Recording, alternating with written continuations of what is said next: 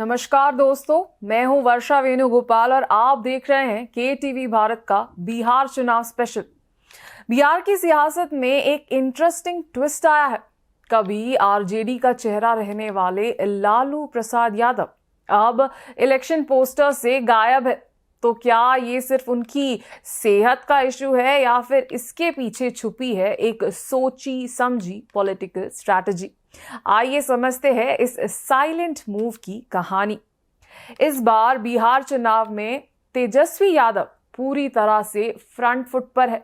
Party की rallies, posters और campaigns सब कुछ तेजस्वी के नाम पर चल रहा है। लेकिन हैरानी की बात यह है कि लालू प्रसाद यादव, जो कभी हर बैनर, हर पोस्टर और हर स्पीच का मेन पार्ट होते थे, अब बिल्कुल बैकफुट पर नजर आ रहे हैं। लालू अब मुश्किल से किसी भी पब्लिक इवेंट में दिखते हैं और पार्टी के इलेक्शन मटेरियल्स में उनका नाम तक नहीं है। सोर्सेस के हिसाब से ये कोई सडन डिसीजन नहीं था, बल्कि आरजेडी की एक प्लान्ड मूव है। पार्टी के अंदर ये कंसेंसस बना है कि लालू का नाम आते ही एनडीए को मौका मिल जाता है जंगल राज का मुद्दा उठाने का। याद दिला दे, आरजेडी के पहली सरकार को अक्सर जंगल राज कहकर टारगेट किया जाता था और एनडीए हर बार इस टैग को रिपीट करके वोटर्स के बीच एक फियर फैक्टर क्रिएट करता था। इसीलिए इस बार पार्टी चाहती है कि तेजस्वी यादव की एक नई इमेज, युवा, पॉजिटिव और डेवलपमेंट फोकस सामने आए। लालू का रोल अब मोस्टली सोशल मीडिया तक सीमित हो गया है, जहां वो अपने पुराने स्टाइल में अब भी ऑपोजिशन पर तांज कसते नजर आते हैं। उधर बीजेपी ने भी मौका नहीं छोड़ा। पार्टी प्रेसिडेंट जेपी नड्डा ने एक रैली में लालू पर शार्प अटैक करते हुए कहा, लालू के राज में बिहार से लोग पलायन करते थे और अब एनडीए के राज में विकास वापस आ गया है।